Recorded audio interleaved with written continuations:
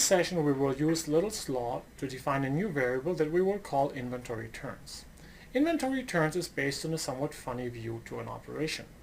Think about an operation as a big black box where you have individual dollar bills go into the operation and then with some delays kind of being spit out of the operation.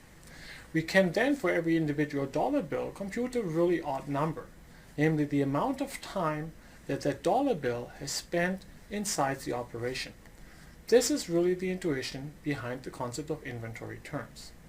Once we have defined inventory turns, we can also compute the cost advantage that a company has if it's turning its inventory faster than its competitors. Here's a comparison between computer companies Dell and Compaq.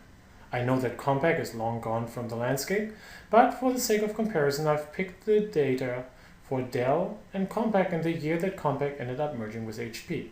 I will give you some updated data about Dell in just a moment. Now look at these computations. We want to look at how many dollar bills flow through Dell per unit of time, in this case per year, and then apply Little's law. The number of dollar bills in the organization is simply $391 million. The flow of dollar bills through the operation is the COGS, the cost of goods sold, which is 20,000 million.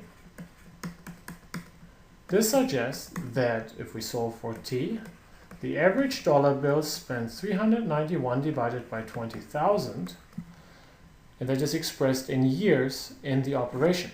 If we multiply this with 365 days in a year, we're going to get roughly 7 days as the time that a dollar bill spends within Dell. Now do the similar calculation for the case of Compaq. The inventory here is $2 billion. The flow rate is slightly larger, 25,263 times t, and if you solve for t, you will get roughly 29 days. So while a dollar has to only spend 7 days at Dell, it will spend 4 times longer, 29 days at Compaq.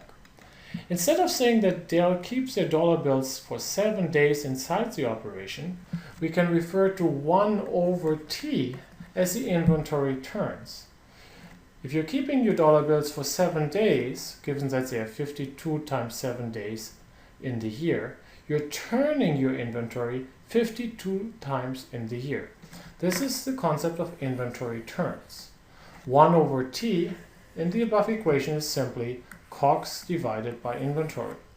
We see that Dell turns its inventory roughly 51 times in the year, while Compaq is turning it roughly 12.6 times in the year. Now when you do these calculations, be careful, use COGS, not revenue, to do these flow unit analysis, because the margins that the companies make have really no impact on these calculations.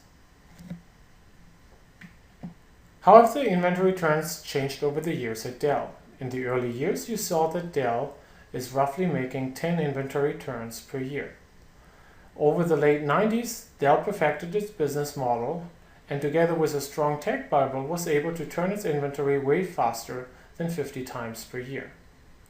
In their best day, Dell was actually getting their money from the customers before they even had to pay their suppliers, leading to negative working capital.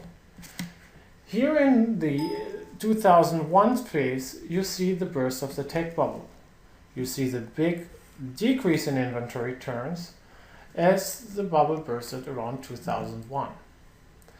Dell restored its inventory levels subsequently. The more recent downfall of the inventory turns has to do with a change in Dell's business model. More recently, Dell has emphasized making many other things than make-to-order computers, including televisions, PDAs, and other things. These things oftentimes are held at Dell's inventory, which has hurt Dell's inventory turns. To see the economic importance of inventory turns, consider the following data. This is data compiled by my colleagues Gaur, Fisher, and Raman, which shows the gross margin and the inventory turns for large publicly traded US retailers. To understand the economic implications of inventory turns, we have to first understand the concepts of inventory cost. Ask yourself, how much does it cost a retailer to hold one item in inventory for an entire year? At the minimum, we have to finance that item, and most large publicly companies are incurring capital cost of roughly 10%.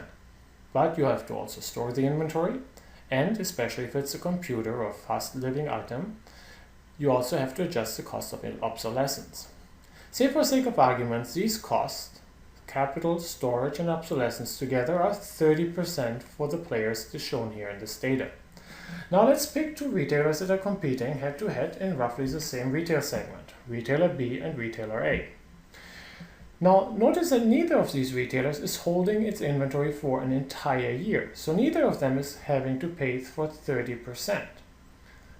But you notice that Retailer A, which is turning its inventory 4 times per year, we have to divide the 30% by the 4 turns, and we see that for everything that they sell, they incur 75.5% as an inventory cost.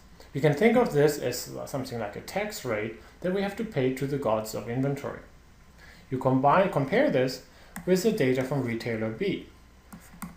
Retailer B turns its inventory faster, and that allows them to only pay 3.75%. Now this difference between Retailer A and Retailer B, 3.75% is the difference between the two of them, is a dramatic number.